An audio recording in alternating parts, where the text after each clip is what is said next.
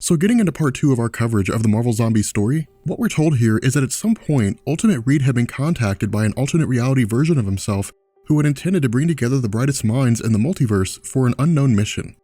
As a result, Ultimate Reed had begun production of a portal that could allow transport to this alternate reality and in turn allow its occupants to transport to the Ultimate Universe. Using the teleporter for the first time, Ultimate Reed lands in the zombie universe amidst the ruins of the Baxter Building.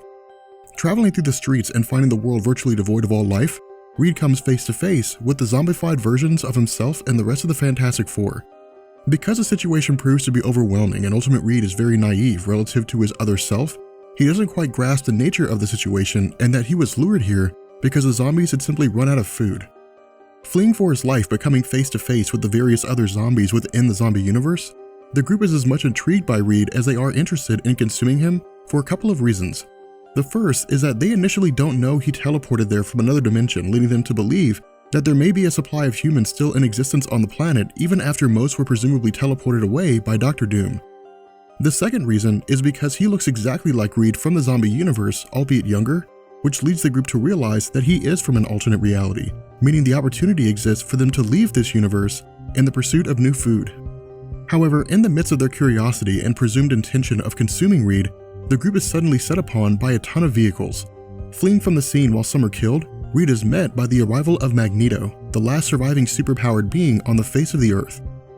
Bringing Reed to their hideout, Magneto establishes that from the time the Sentry attacked the first hero to the time that Reed has just now arrived, only 3 days have passed, during which all but 12 humans were consumed by the zombies. In addition to this, one of the survivors, a girl named Kelly Bridge, immediately takes up arms against Reed. Because of the fact that all of the superpowered beings minus Magneto are infected, and because individuals like Mystique use shapeshifting as a way to infiltrate human groups and consume them, Kelly, along with several of the other survivors, are weary of Reed's presence. As he explains, Reed himself is from another reality whereby the zombie infection has not appeared.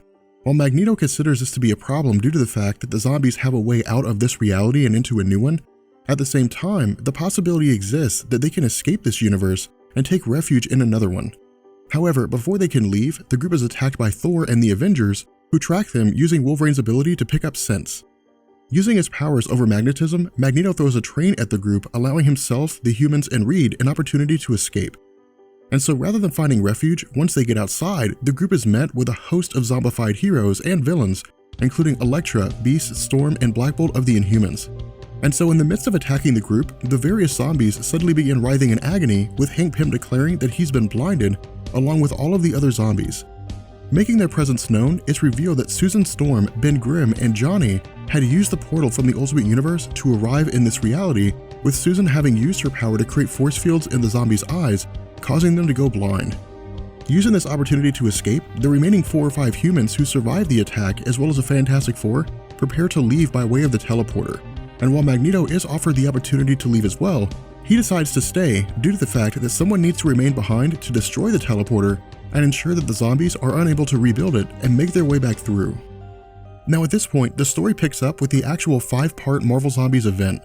With Magneto staying behind following the departure of the Ultimate Fantastic Four, we pick up with him attempting to escape the zombie horde. Leading them on a merry chase, along the way, the acolytes Magneto had left on Asteroid M at the start of the outbreak are able to re-establish contact, stating that several of them had died when various superpowered individuals had attempted to invade. Informing the group that his intention is to make his way back to Asteroid M, because the use of his powers to destroy the portal was so exhausting and the constant escape from the zombies hasn't given him the chance to recover, Magneto is unable to escape Earth by traveling directly through space. Continuing to avert the zombies, Magneto's location is discovered by Hawkeye, who signals the rest of the group. Taking refuge in a construction site, Marvel provides us with a literal last man standing, with Magneto using his powers to fend off the combined forces of the zombies. While handling his own for a time, in a moment of arrogance when he challenges the zombies and declares that they were foolish for attempting to kill him in an area surrounded by steel and concrete, Wasp transforms into her full form and attacks Magneto from behind. Succumbing to the infection, Magneto is then consumed by the zombies, which officially means that all of the living beings on the planet Earth are completely gone. From here, the story jumps forward to the arrival of the Silver Surfer, heralding the coming of Galactus. Because he was quite literally traveling through the world at super speed, the zombies don't initially spot him, but after several glimpses of him traveling around the world, the group begins to spread out. Furthermore, because the human population was believed to have been completely wiped out, it's revealed that Hank Pym has actually been harvesting the limbs of Black Panther as a way to keep his hunger at bay, while simultaneously attempting to find a cure for the plague. However, while in the midst of feasting, Hank Pym is suddenly set upon by Wasp, who had been following him. Becoming fed up with her nonsense, rather than slapping her across the face, instead, Hank Pym simply bites her head off. Picking back up with the rest of the group, the Silver Surfer makes his appearance known by declaring that the planet will soon be met with the arrival of Galactus, the Devourer of Worlds. But instead of panicking and running for the hills, the zombies immediately attack the Silver Surfer. Where we would normally believe that the Silver Surfer could easily repel the zombies due to his possession of the power cosmic and the vast abilities that it provides, because of the sheer number of zombies attacking the Surfer, he's completely overwhelmed, and as a result, the zombies consume him, which in turn provides all of them with an equal share of the power cosmic. At the same time that this is happening, Black Panther had come to and seized the opportunity to patch himself up and make an escape along with the severed head of Wasp. Now, where the Marvel Zombies story is largely action with little room for interpretation, the conversation between Wasp and Black Panther is actually one of the most important parts of this story. The reason why is because this sets the stage for a way to end the zombie plague without actually curing the zombies. As she explains, the desire for the consumption of flesh is all-consuming, and her body physically aches because of her need for flesh. But as Black Panther points out, the fact that she's disembodied indicates that the pain that she experiences from a lack of consuming flesh is largely psychological. However, before the conversation can continue any further, Black Panther is met by the arrival of Fabian Cortez, a mutant with the ability to enhance the powers of other mutants, as well as the rest of the acolytes. At this point, we transition to the arrival of Galactus. Intending to consume the planet in order to satisfy his hunger, after asking the zombies what had happened to his herald, the Silver Surfer, Ant-Man simply responds that they ate him. And so, using their newly acquired power cosmic to attack Galactus and attempt to consume him, the zombies are repelled with little effort from Galactus himself. Now retreating and taking time to form a plan, the story transitions to Black Panther again following his discovery by the acolytes. With Magneto missing but presumed dead, the acolytes arrived on Earth led by Fabian Cortez for the purpose of investigating what it was that had happened to Magneto and why he never reported in. Because Black Panther looks worse for wear after being harvested for his limbs, and because those with superpowers sustain themselves even after being infected, the acolytes believe that he's a zombie. With one of the members attacking him, Black Panther defends himself by throwing the severed head of Janet Van Dyne at his assailant, as well as doing what he can to fight physically. However, before the conflict gets too far, Cortez steps in and forces his men to stand down.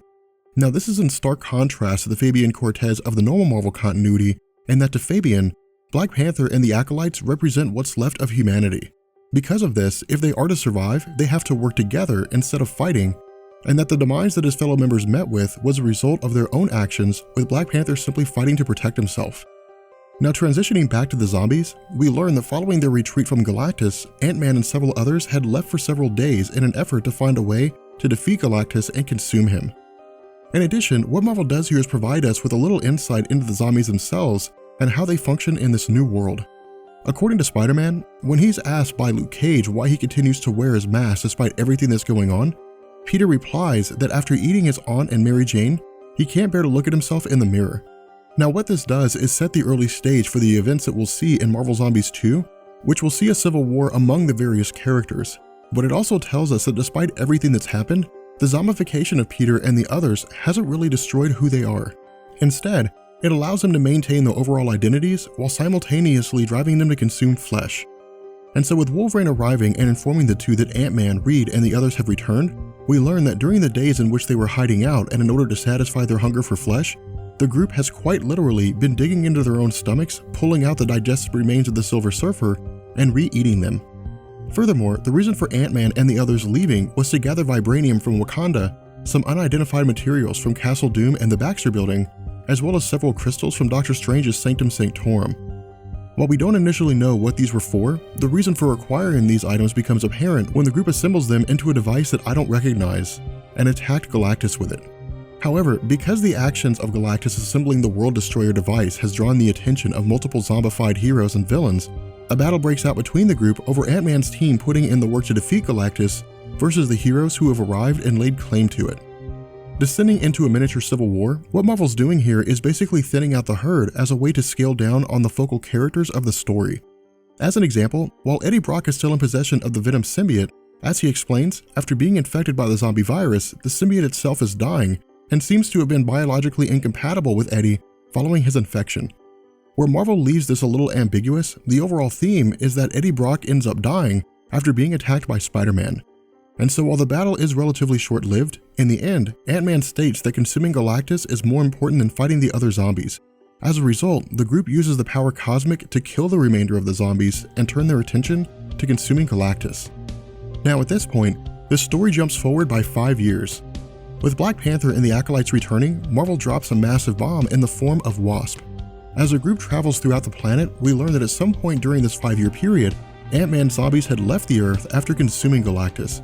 Furthermore, whereas established that the zombies don't die of starvation, the current form of Wasp reveals that after a certain amount of time has passed, the hunger goes away, which tells us that it is entirely psychological. Now, while this bit of information with Black Panther, the Acolytes, and Wasp is short, what the story does is transition to an unnamed race on the far side of the universe. With the various scientists reporting to what appears to be the King, we learn that the race is expecting the arrival of Galactus, who has been cutting a swath through the universe, consuming worlds left and right. Picking up with his arrival, we find that Galactus is actually Ant-Man's zombie group who have been feeding on the inhabitants of countless planets across the cosmos. With that being said, we're going to bring this video to an end. I hope you guys enjoyed it. Now we'll catch you guys later. Peace.